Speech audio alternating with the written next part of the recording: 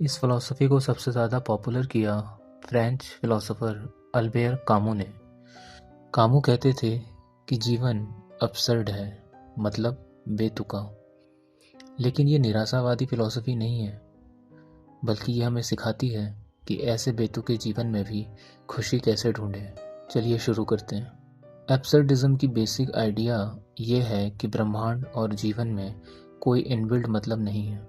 हम इंसान हमेशा जीवन से पूछते हैं, मेरा उद्देश्य क्या है, क्यों पैदा हुए, मरने के बाद क्या। लेकिन ब्रह्मांड चुप रहता है, कोई जवाब नहीं देता। यही एब्सर्ड है। तुम्हारी उम्र 20 से 30 साल के बीच है। तुम इंजीनियरिंग कर रहे हो, MBBS, JEE की तैयारी या जॉब कर रहे हो। रोज़ सुबह उठो, कोचिंग जाओ, ऑफिस जाओ, रात को लेट सो। पेरेंट्स कहते हैं बेटा अच्छी जॉब लगाओ, शादी करो, सेटल हो जाओ। लेकिन अंदर से लगता है ये सब क्यों? इतनी मेहनत, कंपटीशन, प्रेशर, और अंत में क्या? अच्छी सैलरी, बड़ा घर, लेकिन खुशी? लगता है ना ये सब बेतुका, बेमानी। यही है अब्सर्ड, जीवन बेतुका लगना। फ्रेंच फिलोसोफर अल्बेर कामू कहते थे, हम मतलब ढूंढते हैं कि मेरा पर्पस क्या है, लेकिन लाइफ कोई जवाब नहीं देती। इंडिया में तो और ज़्यादा। सोसाइटी कहती है डॉक्टर बनो, इंजीनियर बनो, IAS बनो, पैसे कमाओ। लेकिन अगर नहीं हुआ तो? ये टकराव ही अब्सर्ड है। कामू ने अब्सर्ड को समझाने के लिए ग्रीक माइथोलॉजी की एक कहानी ली, सिसिफस की।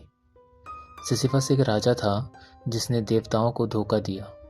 सजा में उसे एक बड़ा पत्थर पहाड़ी पर चढ़ाना पड़ता था। जैसे ही वह पत्थर लेकर ऊपर पहुंचता है, पत्थर नीचे लुढ़क जाता है और ये अनंत काल तक चलता रहता है। इसका कोई अंत नहीं, उसे कोई सफलता नहीं।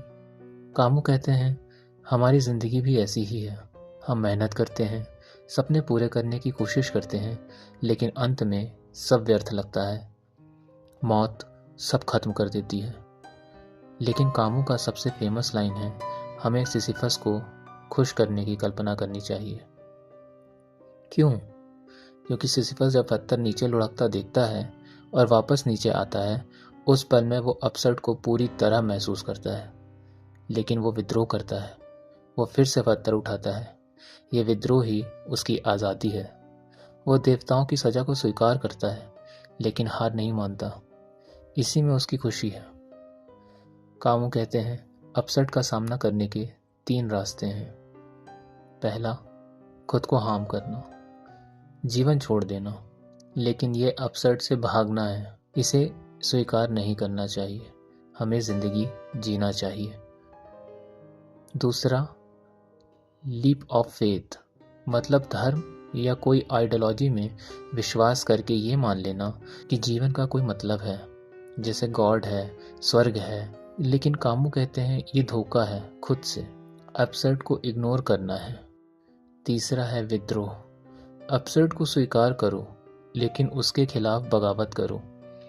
जीवन बेमानी है, ठीक है, लेकिन मैं फिर भी जीऊँगा, प्यार करूँगा, इंजॉय करूँगा, अपनी खुशी खुद बनाऊँगा।